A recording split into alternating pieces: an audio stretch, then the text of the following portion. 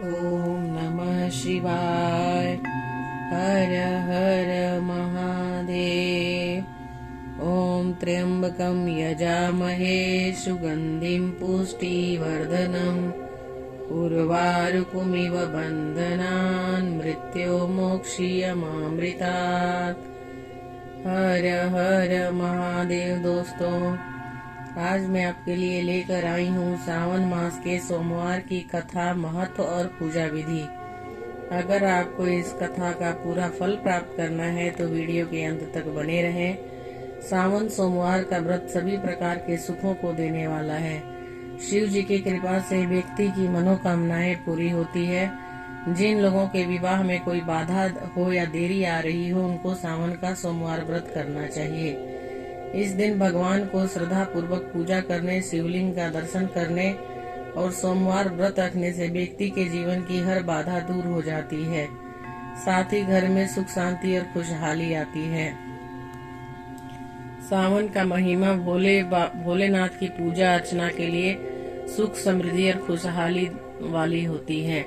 असफलता की राह में आ रही मुश्किलें भी दूर होती है। श्रावण मास भोलेनाथ की कृपा पाने और उन्हें प्रसन्न करने के लिए लाभदायक है। माना जाता है इसे हिंदू धर्म में बेहद पवित्र महीने के रूप में देखा जाता है। सावन के शुरू होते ही कांवड़ यात्रा की शुरुआत हो जाती है। इस महीने में शिव भक्त कांवड़ यात्रा निकालते हैं, व्रत रखते हैं और शिवालयों में जाकर शिवलिंग का अभिषेक करते हैं। धार्मिक मत है कि इस महीने में भोलेनाथ की पूजा करने से सभी परेशानियां दूर हो जाती है और साथ ही उत्तम फलों की प्राप्ति होती है। इस महीने में भगवान शिव का जल अभिषेक जरूर करना चाहिए। ऐसा कहा जाता है कि अगर आप महादेव को प्रसन्न करना चाहते हैं तो सावन मास में रुद्राभिषेक या जल अभिषेक जरूर करें। सावन में शिवलिंग की पूजा और जल अभिषेक का महत्व शिव पुराण में भी बताया गया है। कहते हैं देवों के देव महादेव को सावन का महीना सबसे प्रिय है। अब ऐसे में आपके मन में सवाल उठ रहा होगा कि सावन मास भगवान शिव का प्रिय महीना क्यों है और आखिर सावन का नाम सावन कैसे पड़ा। तो आइए वीडियो की शुरुआत करते हैं। सावन सोमवार के व्रत का इतिहास और महत्व हिंदू धर्म ग्रंथों और पुराणों में विस्तार से वर्णित है। इस व्रत का आरंभ पौराणिक काल से माना जाता है। सावन के सोमवार में पूरा देश भगवान शिव की भक्ति और आराधना में डूब जाता है। सावन सोमवार के व्रत का इतिहास और महत्व हिंदू धर्म ग्रंथों और पुराणों में विस्तार से वर्णित है। इस व्रत का आरंभ पौराणिक काल से माना जाता है। यहाँ कुछ प्रमुख पौराणिक कथाएं और ऐतिहासिक तथ्य के बारे में मैं आपको बता रही हूँ, जो सावन सोमवार के व्रत के महत्व को बताएंगे। एक पौराणिक कथा के अनुसार समुद्र मंथन के दौरान अमृत की प्राप्ति के साथ ही विष भी निकला था। भगवान शिव ने इस विष को अपने कंठ में धारण कर लिया ताकि सृष्टि का विनाश न हो। विष के प्रभाव को कम करने के लिए देवताओं और ऋषियों ने सावन के महीने में भगवान शिव की पूजा अर्चना की और इस प्रकार सावन सोमवार का व्रत आरंभ हुआ। सावन सोमवार व्रत का सबसे प्रमुख इतिहास देवी पार्वती और भगवान शिव की कथा से जुड़ा हुआ है।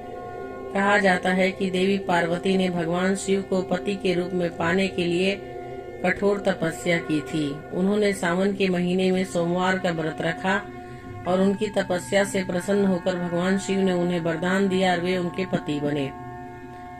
एक अन्य कथा के अनुसार एक साहूकार था जो भगवान शिव जी का अनन्य भक्त था। उसके पास धन धान्य किसी चीज की कोई कमी नहीं थी, लेकिन उनकी कोई संतान नहीं थी और वह इसी कामना को लेकर रोज शिव जी के मंदिर जाकर दीपक जलाया करते थे। उसके इस भक्ति भाव को देखकर एक दिन माता पार्वती ने शिव जी से कहा कि प्रभु, साहूकार आपका अनन्य भक्त है, इसको किसी बात का कष्ट है तो आपको उसका कष्ट अवश्य दूर करना चाहिए। शिव जी बोले कि हे पार्वती, इस साहूकार के पास पुत्र नहीं है, यही इसका दुख है। माता पार्वती बोले कि हे ईश्वर, कृपा करके उसे पुत्र का वरदान दे दीजिए। तब भोलेनाथ ने कहा कि हे पार्वती, साहूकार के भाग्य में पुत्र का योग नहीं है, ऐसे में अगर इसे पुत्र प्राप्ति का वरदान मिल भी गया तो वह केवल 12 वर्ष की आयु तक ही जीवित रहेगा। यह सुनने के बाद भी माता पार्वती ने कहा कि हे प्रभु, आपको इस साहूकार को पुत्र का वरदान देना ही होगा, अन्यथा भक्त क्यों आपकी सेवा पूजा करेंगे। माता के बार बार कहने से भोलेनाथ ने साहूकार को पुत्र का वरदान दिया, लेकिन यह भी कहा कि यह केवल 12 वर्ष तक ही जीवित रहेगा। साहूकार यह सारी बातें सुन रहा था, इसलिए उसे न तो खुशी हुई और न ही दुख। वह पहले की तरह भोलेनाथ की पूजा अर्चना करता रहा। उधर सेठानी गर्भवती हुई और 9वें महीने उसे सुंदर से बालक की प्राप्ति हुई। परिवार में खूब हर्षोल्लास मनाया गया, लेकिन साहूकार पहले की ही तरह रहा और उस बालक के 12 वर्ष की आयु का जिक्र किसी से भी नहीं किया। जब बालक की 11 वर्ष की आयु हो गया तो एक दिन साहूकार की सेठानी ने बालक के विवाह के लिए कहा, तो साहूकार ने कहा कि वह अभी बालक को पढ़ने के लिए काशी भेजेगा। इसके बाद उसने बालक के मामा जी को बुलाया और कहा कि इसे काशी पढ़ाने के लिए ले जाओ और रास्ते में जिस भी स्थान पर रुकना वहाँ यज्ञ करते और ब्राह्मणों को भोजन कराते हुए आगे बढ़ना। उन्होंने भी इसी तरह करते हुए जा रहे थे कि रास्ते में एक राजकुमारी का विवाह था। जिससे उनका विवाह होना था वह एक आंख से काना था। तो उसके पिता ने जब अति सुंदर साहूकार के बेटे को देखा तो उनके मन में आया कि क्यों न इसे ही घोड़ी पर बिठाकर शादी के सारे कार्य संपन्न करा दिए जाएं। तो उन्होंने मामा से बात की और कहा कि इसके बदले में वह आधा अथाह धन देंगे। वो भी राजी हो गए। इसके बाद साहूकार का बेटा विवाह की वेदी पर बैठा और जब विवाह संपन्न हो गए तो जाने से पहले उसने राजकुमारी की चुंदरी के पल्ले पर लिखा कि तेरा विवाह तो मेरे साथ हुआ है, लेकिन जिस राजकुमार के साथ भेजेंगे वह तो एक आंख का काना है। इसके बाद वह अपने मामा के साथ काशी के लिए चला गया। उधर जब राजकुमारी ने अपनी चुनरी पर यह लिखा हुआ पाया तो उसने राजकुमार के साथ जाने से मना कर दिया।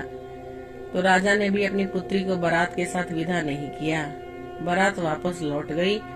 उधर मामा और भांजे काशी पहुंच गए।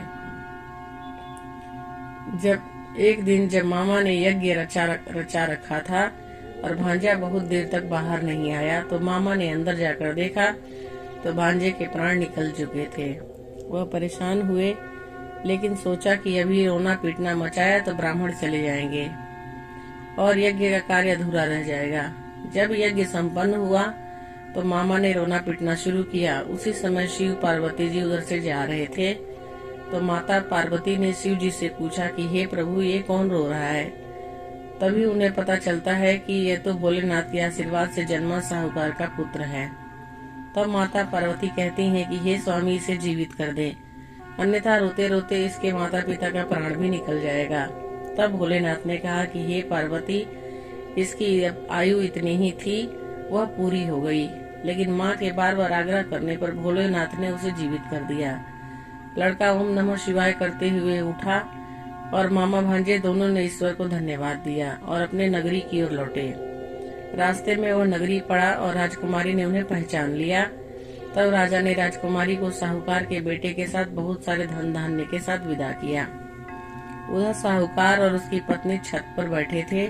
उन्होंने यह प्रण कर रखा था कि यदि उनके पुत्र सकुशल न लौटा तो वह छत से कूदकर अपनी जान दे देंगे। तभी लड़के के मामा ने आकर साहूकार के बेटे और बहू के आने का समाचार सुनाया, लेकिन वे नहीं माने। तो मामा ने शपथ पूर्वक कहा कि तब दोनों को विश्वास हुआ और दोनों ने अपने बेटे बहू का स्वागत किया।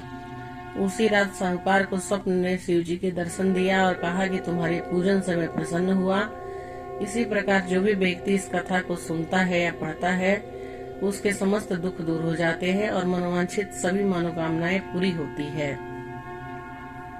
एक अन्य कथा के अनुसार एक बार सावन के महीने में अनेक ऋषि क्षिप्रा नदी में स्नान कर उज्जैन के महाकाल शिव की अर्चना करने हेतु एकत्र हुए। वहां अभिमानी वेश्या भी अपने कुत्सित विचारों से ऋषियों को धर्म भ्रष्ट करने चल पड़ी, किंतु वहां पहुंचने पर ऋषियों के तपोबल के प्रभाव से उसका शरीर की सुगंध लुप्त हो गई।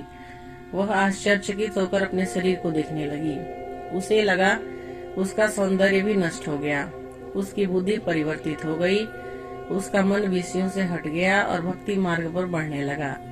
उसने अपने पापों के प्रायश्चित हेतु ऋषियों से उपाय पूछा। वे बोले, तुमने 16 श्रृंगारों के बल पर अनेक लोगों का धर्म भ्रष्ट किया है।